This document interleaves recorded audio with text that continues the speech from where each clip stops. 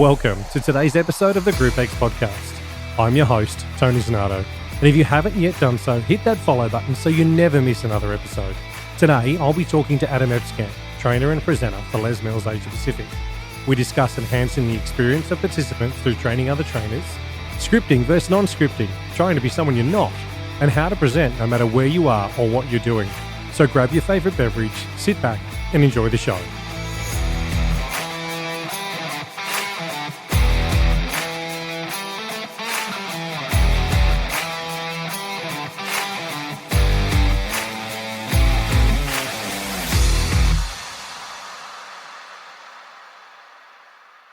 Adam, mate, thank you so much for joining me on the show. I appreciate your time. Pleasure to be invited along, TZ. Mate, all good. So for our listeners, can you tell us where your fitness journey began? Where it began. I just told the story recently, actually, and it comes up every now and again. Yep. But fitness for me started as a kid, running around, playing a lot of basketball. I'm actually the exact same height now as I was when I was 12 years old. So I thought I was on the way to 6'6", Michael Jordan status. But I never grew another centimeter. But I still played ball. I could slam dunk the ball at that height, and I was very athletic and I loved it, right? And so I just had that upbringing. We all remember riding around on BMX bikes and, coming home when the street lights came on and all that sort of stuff. And I got into surfing as well, bodyboarding more importantly. Yep. And that was it. It was just active as a kid. Now, as a kid, I had to work on it. Whereas I had a younger brother he just kind of had the X factor. Yep. And so he was always good for spurring me on a lot in my fitness journey, or just as a kid, we just called it playtime, right? And so it was good to have a teammate like him. So I used to hang out with my younger brother and his mates because they were all surfing, whereas my mates were all learning how to do games and stuff like that, which I still haven't worked out how to do. But so I was a super active kid. But as I got into my late teens, so I got my driver's license probably about 17, I think it was. And then I worked out you could order booze and food from your car. I thought that was pretty top notch. Drive-through bottle shops. I turned into I was a big dude. How good by the time I was... So how good were drive-through bottle shops back in the day? That was fantastic. The best. Where have they all gone? I know, you just drove straight up and you come up to the window. What are you after? Yep, sweet. And away you went. Man. Cash, they chucked in the back of your car for you. They'd grab you one out if you wanted one, it was... They had direct to boot going on well before Coles and Woolies were even anywhere near it. Direct to boot was happening way back when. Sorry, I interrupted you, mate. Keep going. But so that was and that was a real big turning point, because by the time I was about 19, I was 115 kilos. Whoa. So I was a pretty big dude. Yeah. And I was having fun. I was at university studying engineering and just eating everything I could see. Now, that started to take its toll on me physically and from a fitness point of view. And I went down to the southwest, Western Australia, where I grew up. There's a beach down there called Smith's Beach in the Yellingup area. Just one of my favourite beaches in the world, right? Just one of my favourite places in the world. And it was one of those days you dream of as a kid, big surf, perfect conditions, not many people out there. And I paddled out, but by the time I paddled out, I was blue in the face. And that's when I had that moment, right? I decided at that point that it was time to do something about it. Now, a lot of my mates at that stage, and this is crazy when you think about it, at 19 years of age, had got to the same size as I had and decided they were too old to do anything about it. So they just gave up on surfing, whereas I decided it's... Can I interrupt you for a second? When you said 100 and whatever kilos it was, I was assuming you were talking fitness and had been training, but you're talking...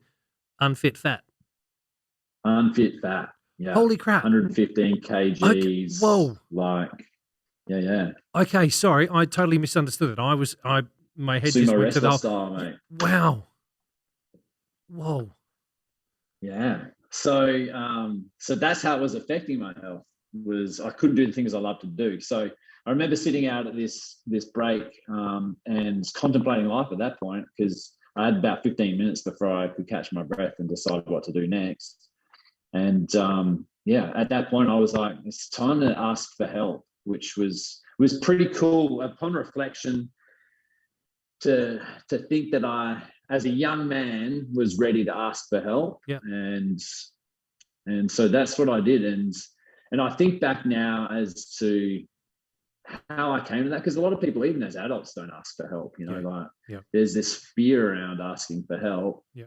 And I worked out later in my high school years that asking for help was the best way to get forward faster. I asked how to do my calculus and geometry and trigonometry, and sort of did really well. So that came from that experience. Plus, Mum was always like, "You can do whatever you friggin' want in life." It's like if you set your mind to it, you work your butt off and you get after it. So I think those combination of experiences put me in a position to ask for help. So I was sitting out in this amazing break.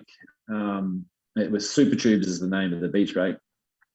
And that was it. I was like, I gotta go ask for help.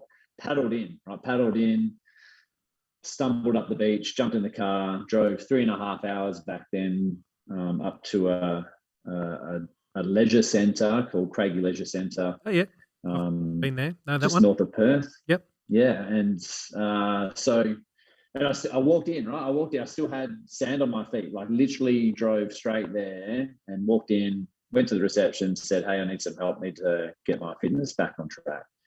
And they were like, "Oh, cool. Yeah, we've got an appointment this afternoon. You're going for a fitness appraisal." And so all right, went home, showered, got my gym shoes, came back for the fitness appraisal. And I still remember the two people that were there. So it was David Cook and Carmen Fitzgerald. I still remember them. Right, they took me through my first fitness appraisal. Was on the erg bike and did all the skin folds and all that stuff back then, and they got me started. And I'd love to say within 6 months I was ripped to the bone, but I wasn't. It takes a little longer than that, as it turns out. But within 6 months, I'd got my confidence back. I'd got some direction back as to how to take control of this whole situation, and it was that experience that was like, you know what, I've got to be involved in a profession that helps people achieve this. Yep. And so that's when I decided that mechanical engineering wasn't for me and I had to go do something else. So I spent the next 12 months studying audio engineering. So I'm an audio engineer as well, which was cool. That was more of a passion project. It still is. Yep. I still love, working with all this technology stuff and learning as we grow. But so I started working in construction and got some money up, getting ready to go to university. And of course, I looked at PT and physiotherapy, human movement, kinesiology, like all those physical modalities.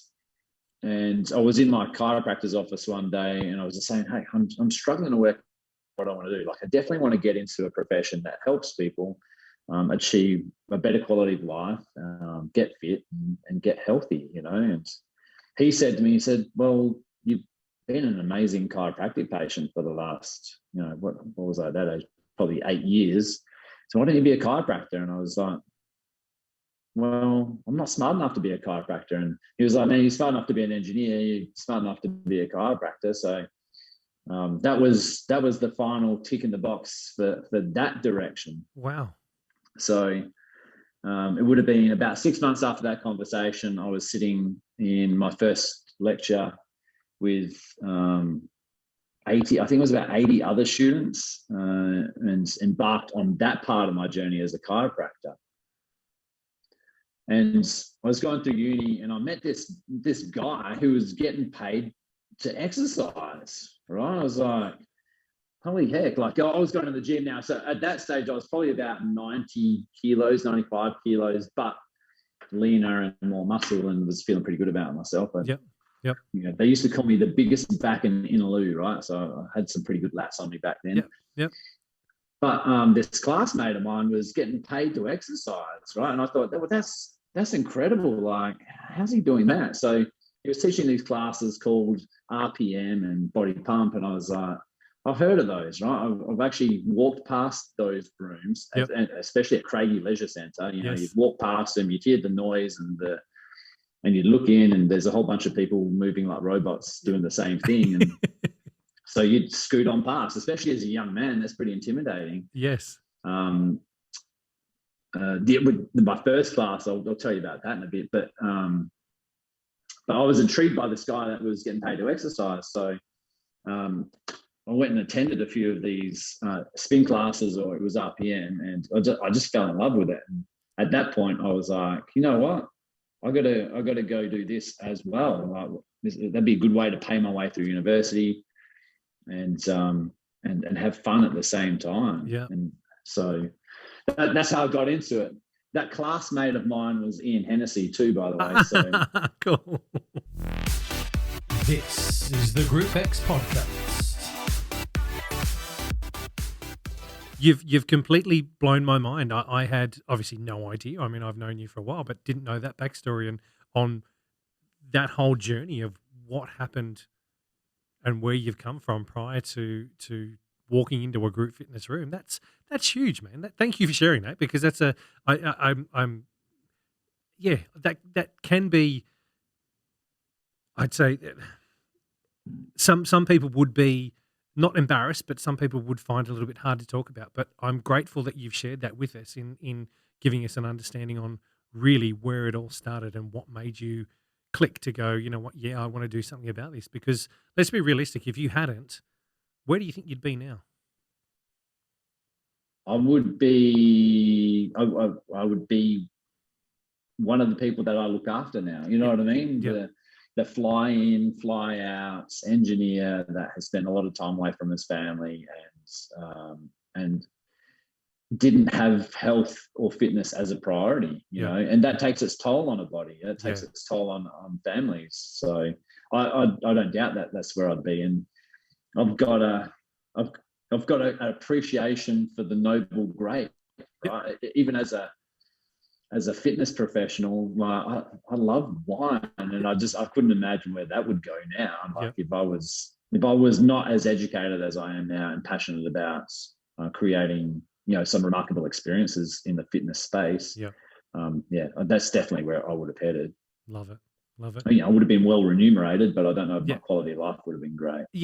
But I will tell you, having been in the industry and been in an amazing and special place to train other instructors, that story is actually not uncommon. It's not common, but it's not uncommon. And I think it's cool to share, because when people look at you at face value, as a trainer, you've probably always been fit, and it's been easy for you. Now I weigh in on average probably around 75 kg. So, that's a 40 kg turnaround. It helps people bridge that gap. It's like, right, totally. He was that guy. So, and then it breaks barriers down for people as well. They're like, right, well, if he can achieve that, then I could certainly achieve that, So I think it's important to share that story. It's why I am who I am now, to have had that experience. No, thank you, mate. Thank you. I appreciate that. So RPM was the first group fitness class you walked into at Craigie? That wasn't the first class I went into. Oh, okay.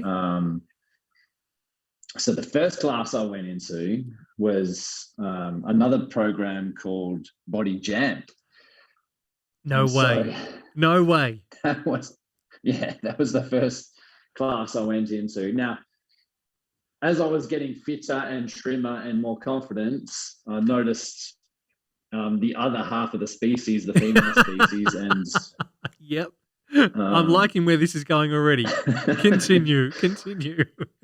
I thought, wow, there's a lot of women in those classes, and I'd met another friend's who I was quite keen on as well. And she said, have you not been to a group fitness class before? I said, nah, I've never really felt like that's my space. I don't feel like that's a room that would invite me in, which, again, like I said, that's a young man's narrative, but she invited me to come and do this class with her. And I think it was like a Saturday mid-morning class. So it was quite a popular time slot. And so I went in, and sure enough, I was the only fella in there. And I just had a crack at this dance class, and I'm 2 left feet. I'm good at that stuff if I get time to practice it. But yeah, so that was my first experience of a group fitness class in that capacity. But what was cool was how not just the instructor, but the other members of the class came up and said, like, how cool it is to see someone else come and try this class. Like, that was so awesome. You were having fun. We liked it. And I was like, oh, okay. So even though I felt clumsy, it was still a cool experience. Which gym was that at? That was at Craigie Leisure Was that Centre. Craigie? Yeah. So yeah. And so that was that broke the barrier down. And then she invited me to a body pump class as well. So I had that experience, which, because I was a lot meatier back then and lifting all the heavy weights. So I was definitely put in my place in a body pump class too. It's a different style of training. Yeah, I can lift that. I can put 40 on either side. Yeah, watch this. 30 seconds later, oh, crap. The instructor said, hey, love how ambitious you are in the bicep track. Yeah. There, but you might want to go a little bit lighter. And I literally said to her, I said, I curl this in the gym every second day. I made it through the first minute. And then had to swallow my pride. Then you got schooled and owned the bar. Yeah. And I was like, wow, this is actually harder than I'd been, led to believe, I suppose. So. Wow, I love that. Yeah, so that was in that journey between, asking for help and ending up in chiropractic. Yep. So there was a bit of a gap there, but I think that obviously contributed to me being interested in what Ian was doing. So, and I guess I've reflected on this before as a kid growing up on BMX bikes and mountain bikes, and I was even riding my flat bar hybrid from Perth essentially out to Murdoch, which was a 25K trip with me pannier bags on the back and all that sort of stuff. Like cycling was just part of my life. So the next logical step was to go to a cycle class and to have someone like Ian leading that class. Had me sold. That was, I can remember it was RPM 36. Oh wow! Back then, so there you go. Painkiller was in that one. I remember that. So love it. Silver chair, straight lines. What a release! What a release! It was an incredible release, and it sticks with me now. That transcends time. All those songs. Yeah. And then I trained on RPM 37, so. I didn't muck around. Once I got into it, I was like, right. How did your initial module training go? Talk us through that. How were you walking into it? What were you thinking? What were you feeling? I was the least likely person to be doing anything on stage or as a microphone. I'm an introvert for sure, through and through. I recharge my battery surfing, right? So I can sit in the ocean and speak to no one for hours, and that's a good place for me, which will blow people away that have done training with me. That I put my trainer hat on and it's very upfront and it would appear extrovert, but no, I'm really introvert. So I was the last person that anyone would expect to go do an instructor module like this. And I'm pretty casual about time as well. So I used to be. I'm more attentive to time these days, but I had to get my wife to call the trainer back then. That was Robin Fermile back then, to let her know that I was running late for my first module. So I get in there, and I must have been 15 minutes late or something like that. And so I think I was more anxious about arriving late than actually contemplating what I was about to do across the weekend. Yep. And so I was kind of matter of fact about it, but yeah, got in there, did my 20 push-ups, which Ian and I always used to laugh about. It's like giving a fitness instructor push-ups as a punishment is kind of the opposite of a punishment. You know, of course I'm going to do 20 push-ups. Yes, please. Thank you. Yeah, sure. You don't even need to ask me to do it. I'll do it. So yeah, that was that. And then I had a really great experience. That was I think it was a Zest back then. Yep. Gym it was just south of Murdoch. And it was a small group. I think there was only 6 of us. And so it was an intimate weekend. And I think that was only 2 days back then. Yep. I know, kind of chopped and changed around then, but that was when they would give you the CD and then the choreography notes on the weekend. You had to work it all out. Yep. But I was pretty good as an audio engineer. I suppose I had that connection to music, so understanding the music was never really an issue. But just knowing what to say was what I took out of that weekend. Yep. And then they gave me a microphone, right? That I guess I was like, I don't know how I'm going to go here. And then I remember Robin gave me the microphone, and that was it. It was like this other personality came out, and she was blown away, right? Because she'd met me before, and I'm pretty quiet when I meet someone for the first time. Yeah. But she was like, "Wow, like I didn't know you had it in you," and I was able to connect immediately, right? So I was using people's names right from the word go. I turned. Turn It Up was the track that I was allocated first. Yeah. And I just turned that into a fun interval track. Yep. And I guess because I had that good experience, I just applied that formula across every other track. And, so that was my first training module, and that was 2007. Yep. And so I kind of surprised myself. I surprised everyone else as well, but came out of it really positive and was excited to get amongst it and teach to strangers, right? Like, put me on a stage, which was so out of ordinary for me. Where did you teach your first class at? Yeah, good question. It would highly likely be what would have been called Lord's Sports Club back then. Yep. Which was kind of it's kind of a mecca for fitness, really, in Western Australia. Yeah. But but I think I might have gone and taught at Craigie Leisure Centre as well in those early stages, just to get more experience. And that was my home gym, I suppose, at that stage. But Robin, who was the trainer for that module, she was the group fitness manager at Lord Sports Club back then and was super keen to get me on board. So I actually covered Ian's classes. That's how I got my first full classes when he was traveling up north near Karajini, which we actually went on, but we came home early so I can come teach some classes. This is the Group X podcast. Do you remember your first class? Do you remember teaching your first class? Is it a vivid memory? Yeah, that one at Lord's, I do remember it because the caliber of instructor that was at Lord's was super proficient, very professional, and so I felt like there were big cycling cleats to fill, and I was pretty nervous, but self-imposed pressure.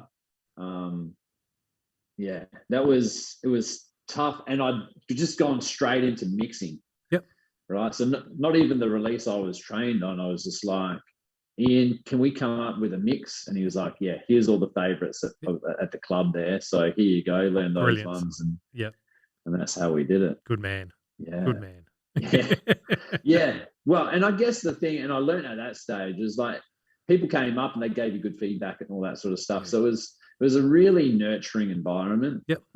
Which was super cool because I could see how even constructive feedback may have been detrimental to a new instructor. Yep. Especially one that was really introvert and, had never really done much public speaking. I mean, that was my biggest fear going through high school, was getting up and talking in front of people. But that soon changed. So, I'm going to share something with you. With the first ever RPM class, because I trained on RPM 23 and in North Sydney, and I got asked to cover a Friday night class at Living Well Health Club, which was later on turned into a Fitness First. And I was asked to cover it. Now, I was that nervous that I put the microphone, it's meant to go over your ear and around the back of your head. Well, I put it over the top of your head. Yep. And so it come down in a weird thing. It was just everything about that class was wrong. From my energy being nervous to walking in there to not being able to work the stereo properly. Everything. If something was going to fuck up, it fucked up in that class. Yep. But it was that moment of, I had done my training and I was up on stage next to Shannon Cleary and doing everything that I was doing with my shadowing, and she was so, no, Tony, you've got to do this, you can't do that, say this. And I had to do the same track, which was Faster, Harder, Scooter, for 12 weeks straight. Wasn't allowed to do another track 5. That was the only track I was allowed to do until she gave me that tick to go, yep, cool, now we can do another one. And that first class that I ever got, when I put that microphone on the wrong way, and people at the end of class said to me, yeah, thanks, and walked out. And I sat there in a bloody heap just going, what have I done? Have I made the right choice? What the hell? Yeah. Having members that yeah, thanks, and walk out was like, okay, they appreciate the fact that there was someone there, but there was no feedback, no nothing. Yeah. So for me as an instructor, the next class that I taught, when people actually said to me and gave me feedback, thanks, that was great, I really enjoyed this, or whatever it may be, then my confidence started to boost. And I think instructors, sometimes, you can start off and you can have a great experience like you had, which is, instructors or members coming up afterwards going, yeah, this is absolutely gold. Yeah, we love this. But then you can have the other end of the spectrum, which is where I was, where it was an absolute train wreck. It was the car crash that you never want to experience, but yeah, okay. But I think I'm grateful that I did it in that way, and I had that experience because it allowed me to stumble and graze and almost like snap the pedal early. Yeah. So that I sort of went, okay, right, I've learnt, don't do that, don't say that. You've got to work it up. And having, where I was in North Sydney, there was a lot of Les Mills trainer presenters that were working at the clubs around there. So the caliber, as you're saying, like with Lords, was high, was very high. Yeah. They expected a certain standard from you, and if you didn't deliver, it's not that they would shoot you down, but they just wouldn't talk to you, wouldn't give you anything, wouldn't give you any kind of block you out. Yeah. So it's but no, I like hearing the fact that the first class you taught was a good one, because I think there's a lot of instructors out there that would have the same experience. Well, with that. but I mean, like you said, there's the silver lining to that is you kind of started at rock bottom, like the only way was up. Yeah. And you didn't die. You know what I mean? Like you it was like, well, I didn't die. So, and no one else died in my class. So that's also good. Yes. But, and I mean, my observation would be that some instructors, especially the way modules are run now, is you get to reconnect with them 8 weeks after you start. Yeah. That's that they do have that experience. They go back to their clubs, and even the person they're shadowing with doesn't give them constructive feedback. So people are still having those experiences, which is unfortunate. And I do think that's kind of one of the things Les Mills are doing real well at the moment, is to have that continued support across an 8-week period. Yes. Just so they can get a different point of view and do it amongst a group together, who are sharing those experiences, who are going through those same frustrations, who are also contemplating why the heck they're doing it. Yeah. And because I think that shared experience unites us and gives us that little bit of, okay, right. So I'm not the only one going through this. Yeah. They survived. they're frustrated, but they came out of it, and this is what they learned from it, and here's how I can learn from it too. So I think the silver linings there. Yeah, one thing I'd say to any instructor who's looking to train up these days is get yourself a good mentor. Get yourself someone that is willing to actually help you through it and navigate the first part of your journey. You can, if you have someone that's willing to invest time in you, you're going to be okay. You're going to get in there and you're going to be able to have fun, and you'll hang around and do it. So yeah. Find someone. And we need as many people doing this as possible, right? Like the more of us that are out there creating amazing just experiences, the better it is for everyone. You know, not just from a fitness point of view, but from a community point of view. Yes. Right? It's this is my phrase: it's bigger than fitness. Yep. Yeah. Right. You have no idea how this experience will impact someone's life. Yeah. Right. You don't like. One of the best stories I tell when I'm running a module, I walk people into a trap. Yep. Right. I'm like, who's got that person that stands in the same spot week after week, lifting the same weights week after week, still just as fat as they were when they started. And, I used to get a rise out of people. I'd be like, yeah, what's with that person? Why do they even bother? And then I'd drop it on them. So maybe it's the safest hour of their day. Yep. Bang. There it is. And then everyone's like, whoa, I never thought of it like that. So yeah, maybe they're not there for fitness. Yeah. It's the only thing they've got control over. It's their only hour of them time that they can be there. Yeah. It's powerful when you break it down and you look at that. It's I used to deal with when I was group fitness managing at North Sydney, there was a lot of instructors that walk out of their class and get the shits. Someone in the front row, especially for RPM, someone in the front row was doing their own thing and I got the shits with them. I'm like, hang on a second. No, don't get the shits with them. Why did you let your energy focus on one person when there was a room of 20 or 30 other people there? Yeah. You failed yourself. You didn't fail anybody else. You failed yourself because your energy went to the negativity in the room and everybody else in that room lost you because your focus went there. Don't focus on that one person. That one person could have so much shit going on at home, or you don't know what's going on in their life. You know what? They're just there. Be grateful that they even turned up. As long as what they're doing is safe, let them be. Focus your energy on everybody else around you, because if everyone else in the room is pumping and enjoying themselves and having fun, that's infectious. And that one person that's in front of you that's doing the wrong thing is going to start to feel that change. They're going to look at it in a different way and go, you know what? Yeah, cool, okay. There's one thing that I remember from many days of group fitness management was, guys, don't focus on the one person. Focus on all of them. Give your energy to everyone. That's where you're going to make an impact in that room. And it's exactly as you said. You don't know what's going on in their life. You have no idea. Yeah. Don't pinpoint them out. Don't embarrass them. Don't say something to them. Call them out in front of everyone, because that's making the situation worse. Yeah, especially that. Yeah. Now, don't get me wrong. I've connected with them, but I connect with them afterwards. You just check in, like, is everything all right? Yeah. Like, especially if they're regular and you know how they behave. It's like, you seem distracted today, Yeah. But if you don't know them, you say, hey, what's happening? You seemed a bit distracted today. Is there anything we can help you with? And that's all it is. That's all it takes for people when they realize that someone else knows they exist, man, that can have such a big impact. Yeah. So true. So good. And we're in a fortunate position to be able to do that. Yes. Yeah. Every day, in fact. This is the Group X podcast.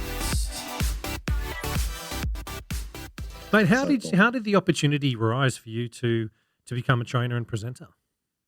And which one first, or was it both the same? Was it trainer first? Was it presenter, or was it just? No, it happened at the same time. It happened at the same time.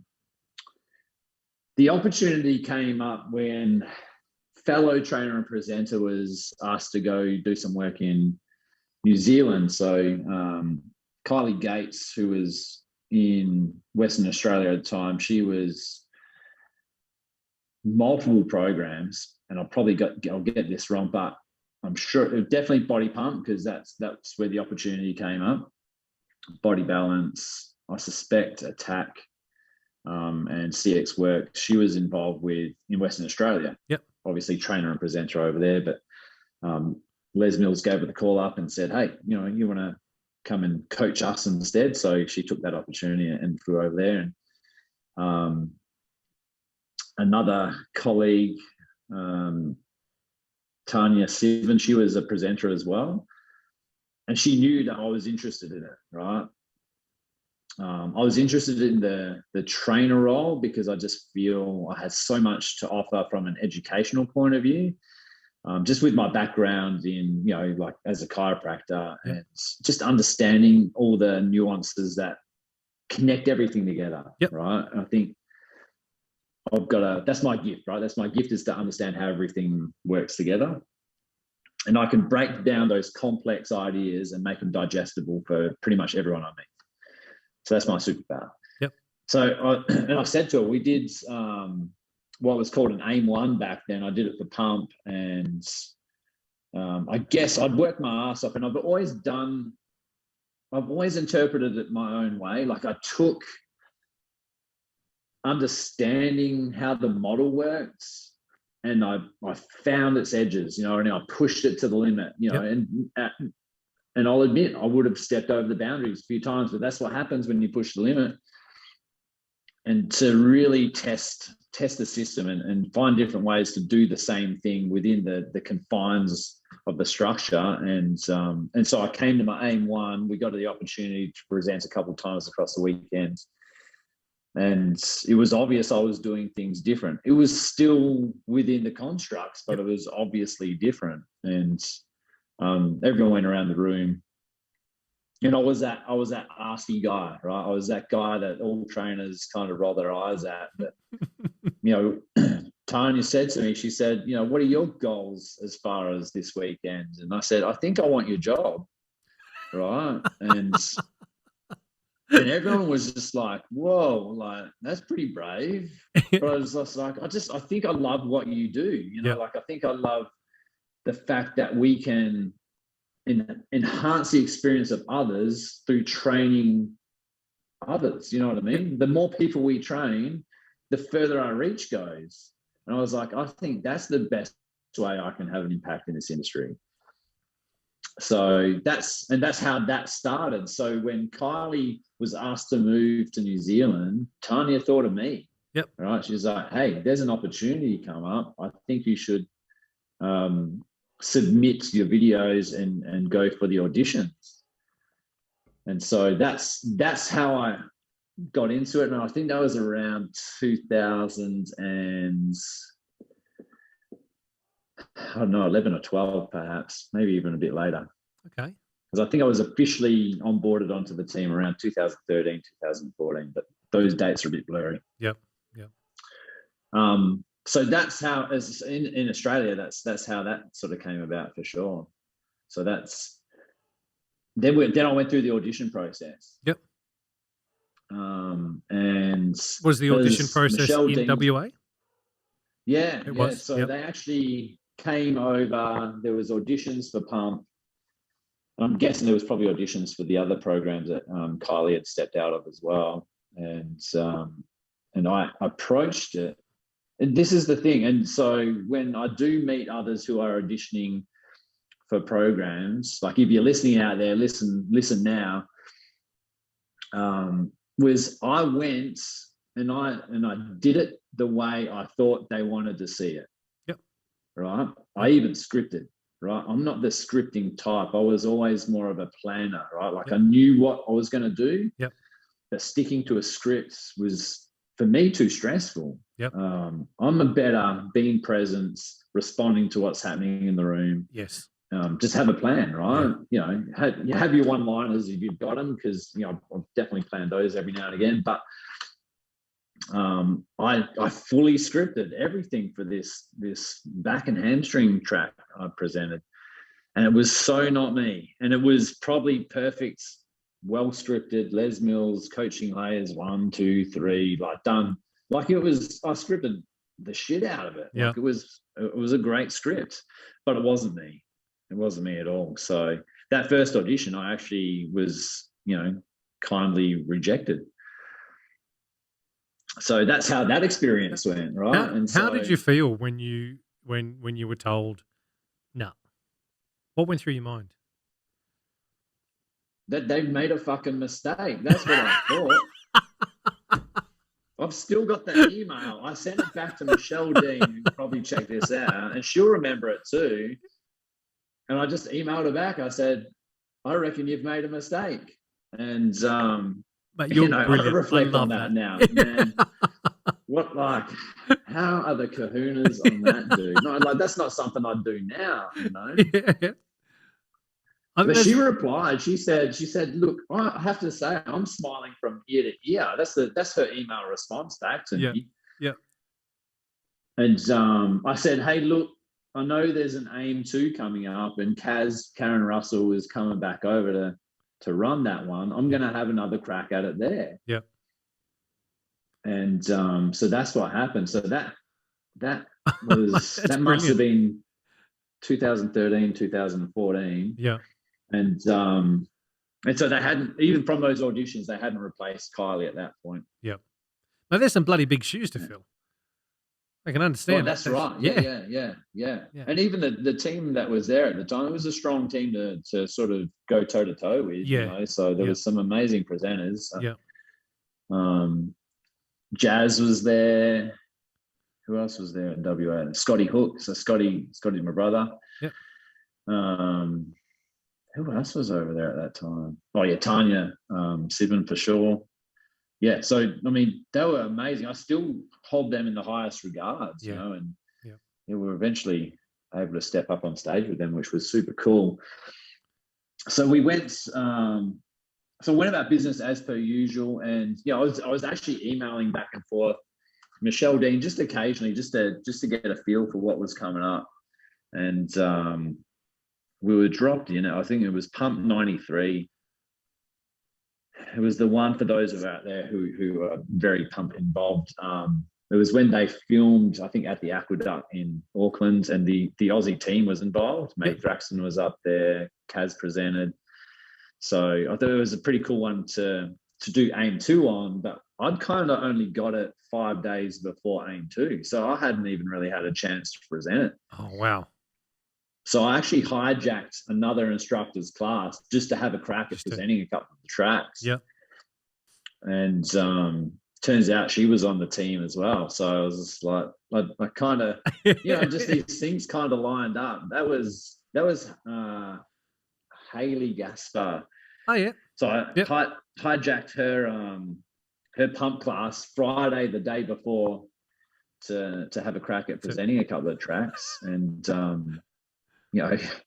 but she was impressed too. She was like, "Wow, okay, that was fun." So, and she was in Kylie's ear at the time as well. So I think she put in a good word after that performance, and then across the weekend, I just did things how I do things generally, and I think that stood out way better across the weekend compared to doing the auditions where I tried to be someone who I wasn't. Yeah.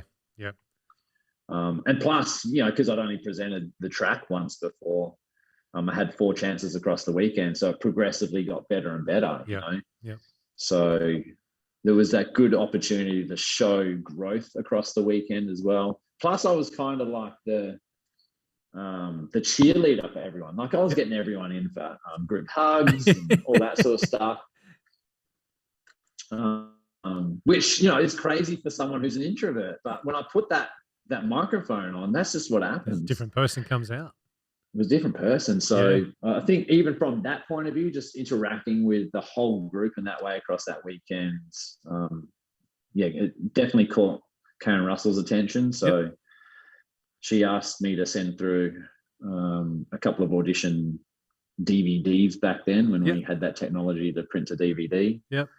The video. The other 2 people that were asked that weekend as well, that was Tina Smith. Yep.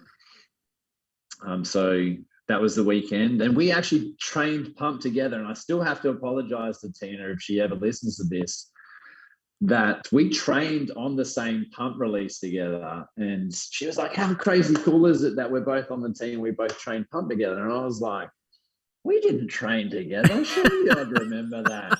No way. But turns out we're at the same module. Yeah. So how funny. So yeah, sorry, Tina, but I do love that we got to present together after all those years. Love it. And then the other person that was asked to audition was Christy Wilkinson, who's now on the team as well for WA. So yeah, that was back then. Perfect. It was cool experience. Yeah. So talk to me about. That's how I got invited on the team. So they invited me with the intent to become a trainer, and they're like, "Well, we need a presenter too. So here you go, be a presenter." Yeah.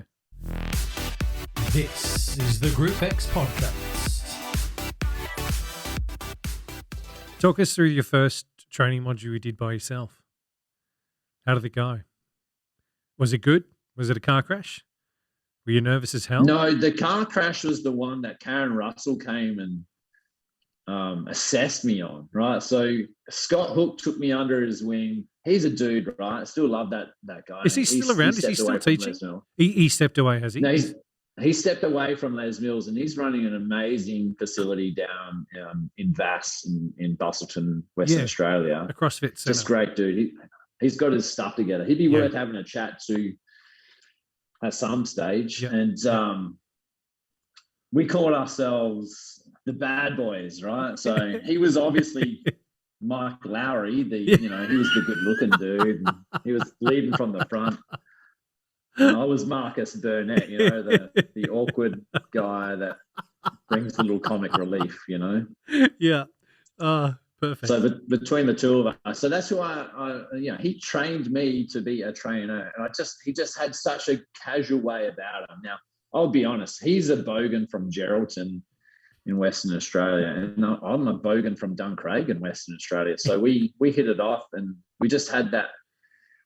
Yeah, we knew how to get it done. We knew how to direct traffic when we needed to, but it was still fun. It was the branch that was bending. It wasn't so rigid that you had to stick to everything to the letter. So that's how I trained. So, and that was great. And we had our stuff together, which was great. And then Karen came over to assess, to sign me off as a trainer. And man, that was the train smash. I didn't even introduce myself to the group, right? I just hooked into it. I was like, here's what we're doing this week. I didn't even, I don't remember because one of the participants was like, what's your name? I was just like, whoa, I totally have missed that whole thing. Yeah.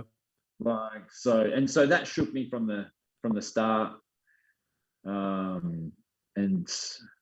It just felt really lumpy that weekend. Yep. Again, and this is one thing, I should have just been authentic right from the word go, do it the way I usually do it. Yeah. Instead, I was trying to meet someone else's values, which I had no idea about. Yeah. And so that's why it was clunky, because it wasn't authentic to me. Yeah. So that was the train smash one. But that set me up, like you had that experience. So I was like, well, you can't really get any worse than that. Yes. Yeah. I messed that up. I missed a couple of key components, which was no detriment to the training. Yeah. But it was, for me, I was just like, I wouldn't have missed that if I just done it the way I usually do it. You know? Yeah. So that was the take home from that. Karen was great with feedback. She was pretty firm back then. So I knew exactly what I had to tidy up, and she signed me off. And then I went into my first one by myself, which I think was actually up north in Port Hedland or something like that. Yep. With a really cool bunch of people. And that went off amazing. And that was fraught with all these other issues, right? Like when I got to the airport, the plane was late, and then I got there and there's no taxis, and I got to the accommodation, and my accommodation wasn't booked till the day after, and then, by the time I actually got to the venue, I was already half an hour late because the taxi never came that I ordered, and just all this sort of stuff. And, comedy of errors. I was okay with it. I was just like, it is what it is. There was, I called hours ahead to get this taxi, and I did everything I needed to do, but it just didn't work out. But and everyone understood that, good community up there, and so one of them offered to take me back and pick me up the next day. So we solved that problem, but then we couldn't get into the facility the second day. So just all these things were going on, but it was like, you know what? You're not going to let it phase you. Understanding all the content, I was like, I can't set up my projector, I can't do all this stuff, but I know it, right? Yeah. Let's chat it out while we're here, Yeah. you know? Yeah. And so that's what we did. We improvised, and they had a really good quality training experience. Yep. And you know, I got out of there on time, and that was great. It was great to have that experience after the one where I felt like I fell flat on my face. Yeah. And then I think the next weekend I came back down to Perth, and I was like, well, I've had a couple of stumbles to start with. It, you know, surely it can't be any more difficult than that. And then I was just flying after that. Yeah. And again, I've done really well. It was fun. What about the first time you presented? The first time you did a quarterly workshop? That was, I can't even remember what release. I think that might have been 95 or something like that. And it just felt right. Like, it was the first time I'd met Wendy, who's, I think she's trained on like pump 8 or something like that. Yep. Something outrageous. Yep. Wendy Elfstein, for those who know her, she's amazing. So that was the first one that I taught, and I'd never met her before, but she was so wonderful that it just felt natural, right? By the time I got up there, I was like, this is just what I do. You know, this is it. And I tell you, one of the things that I'd always presented, it doesn't matter who I present to, but I always presented like Glenn Ostergaard was going to walk in the room at any given time, right? Yep. And I would always be that prepared that it would impress the socks off Glenn. Yep. That's how I approached everything. Yep. Because if I was willing to do it for Glenn, I should have been willing to do that kind of preparation for everyone who was standing in front of me every week. Yeah. Yep. So I think it was that mindset that had me just like, right, you know, everyone that fronts up every week, I got to be on my A game, doing it the best I can. So by the time I presented with Wendy, it just felt natural. Yep. So did I have the shakes? I think I remember doing a bicep track at one stage, and I could feel my calf twitching and carrying on. I was like, well, that's unusual. So, but I was present enough to notice it. You know what I mean? I was like, you were in the moment of going, okay, you know, so, okay, I'm definitely feeling something here, but still nailed that bicep track. Good. Glenn would have been proud. He would have been proud. I was proud. Wendy loved it. She was such a good presenter to start with as well. So Wendy's got years of experience. She's a top chick. Got a lot to give, a lot of energy. A lot of I appreciate everything she's done for the industry and supported could you imagine the thousands of people she's trained up, and then they've gone on to have the ripple effect? It blows my mind, that stuff. Yeah.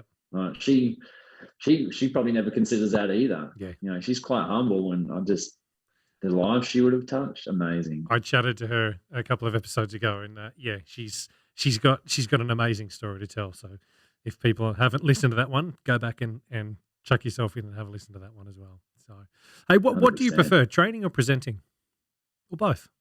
Which one is it? I think I'd training. Yep. To be honest. Yep. I think we can have such an impact from that experience. Like I said, the ripple effect from there.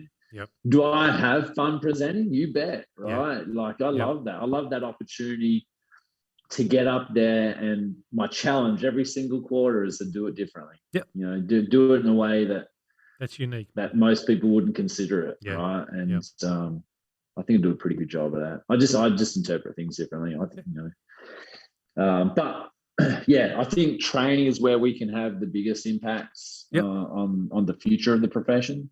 But that doesn't take away from presenting. Yeah. You know? So what programs? But if I had to give up one, I'd probably give up presenting. Yeah. If the gun was held to my head. What programs are you training presenting? Is it just pump, or are you doing others as well? Oh, pump, RPM, and sprint. Okay. Yep. Yeah. Out of all three, which is do you have a favorite? I mean, no, we're not meant to have a favorite, but do you have a favorite out of all three? It's like asking a parent I which got is your to favourite child, isn't it? say, well, no, but everyone does have a favorite Yeah. child, but for different reasons, Yes, right? yeah. For different reasons. I love the shit out of pump because it kind of takes me back to what I felt was the start of my fitness journey. You know, once I got into the gym and I was lifting weights and I found a training buddy, and and I love that. And I still love just the primitive feel of lifting something heavy, Yep. and not conquering it, but like being challenged by it and responding to the challenge. I love that. And so I've got that deep connection with Body Pump. And I'd like to blow the socks off that program. And I probably instruct that more than any other program now at the moment anyway. But the one I sit most naturally in, I think, is my long history of cycling. Yep. I think, like I've always been on a bike. When I look back across my life, there's always been a bike involved. So that my capacity to create a journey and experience in RPM, I think we've got more flexibility to do that. There's more space for us to do that. Yep. We can change lights and all that sort of stuff as we go. Yep. That's where I sit most comfortably, and I can be super, super present without the busyness of what would happen in a pump class. Yep. And then it turns out I'm really great at high intensity training. Yep. And so putting me on a bike that does high intensity training, that's almost that's a no-brainer. Yep. It's the next evolution. Yeah, that's right. Yeah, for sure. But I just don't feel you can create the journey the same way. Yep. So I love high intensity training and I love using it in the right way. Yep. But I think when it comes to experiences, I think we can create a journey in RPM. Which that would be my favorite child. Yep. Excellent. Hey, I love them for different reasons. I got two more questions for you, and we'll wrap it up because I want to try and keep these ones short. Otherwise, I know you and we could talk for hours, man. We could seriously talk for hours. There's the last two questions. The first one is going to be, if there's any are there any words of wisdom you can give to an instructor looking to do what you do? What would it be? It comes right back to authenticity. Yep. Right. The hardest thing is to try and be something you think someone else wants you to be. Just saying it out loud is difficult, right? I'm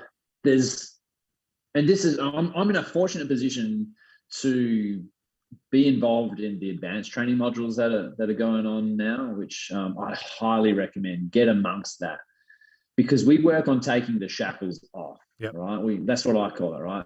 What are the barriers to you progressing as a coach or an instructor in your programs? And I've probably had the most practice at this module than anyone in Australia. And I get it, right? I've done a lot of professional development on myself, and worked out where those shackles are. And to take those shackles off, man, people shine. And the biggest one is people trying to be something they're not. Yeah. Right. Trying to fill shoes that they thought were meant to fit. Yep. And if they could just be who they are unapologetically, that would be the biggest piece of advice I could give. Yeah. Which is easier said than done. Right. So that's why investing in yourself to do one of those modules is great, because what you think is happening, what is actually happening, are two very different things. Yeah. And if you can get someone to recognize it in themselves, then you have these amazing breakthroughs. There's a difference between telling someone that they've got shackles on and someone realizing they've got shackles on. And that's what I do super well in these modules. I'd never tell anyone what is holding them back, even though I can see it. Like, it's, to me, I look at it and I'm like, I know exactly what's holding you back. Yeah. And I'll step them, however precarious it is, towards them verbalizing that out loud, right? And when you get them to do that, man, it's like an eruption of emotions. You see it all, right? From anger, despair, frustration, sadness, like when they recognize that, elation, right? it's life changing for them. And then they have this new zest for group fitness, right? And they want to go out there, and there's a lot of jaded instructors out there, right? Why? Because they're doing it in a way they think someone else wants them to be doing it. Yeah. And if you can take those shackles off, man, you've got longevity right there. Be an instructor until you can't do it anymore. Wise words, mate. Thank you. Thanks for sharing that. Now, the last question that I want to wrap up with, and it's I think it's a bit of a curly one. Some others that I've asked this have sort of gone, whoa, okay. What does the future hold for Adam? I mean, I've got multiple projects on the go. My biggest one is expanding the chiropractic situation for me, so that can facilitate me doing more fitness stuff. It sounds crazy, right? But I'm working hard on the chiropractic business so I can get involved in some capacity more with the fitness industry, because that's where like my unlimited energy lives. You know, if you're passionate for something, like it's unlimited. So that's the immediate future. And that's what, that's been the plan for the last 12 months, probably 18 months, maybe even longer, 2 years. But, the last 2 years have been interesting for everyone. So very true. A few plans have changed. Yeah. I've been very fortunate not to have to close for a day of business at all over the last 2 years. But so that would be my immediate focus. What does it look like in the fitness industry? I mean, I still want to be involved in a training capacity of some sort. I enjoy that so much. And the other thing is creativity, right? Like to create training experiences. That's something that needs to be exercised for me, creating workouts, creating awesome workout experiences. That's a muscle that I don't think I've flexed enough. Yep. And so I'll definitely be in the creative space in the very near future for sure as well. Awesome. So there you go. Yeah. Training and creating. Mate, thank you. I wish you all the best with that. I hope it comes to fruition for you in the way that you want it to, because I can see things are already happening for you. But mate, I look forward to seeing that space. So everyone out there, watch this space, man. Watch this space. Thanks, TZ. No, Adam, look, thank you so much for coming on the show and sharing your journey with us. It's greatly appreciated. I'm sure that there's going to be a lot of people out there that will gel with what you've had to say. And mate, thank you. Thank you very much. Thanks so much.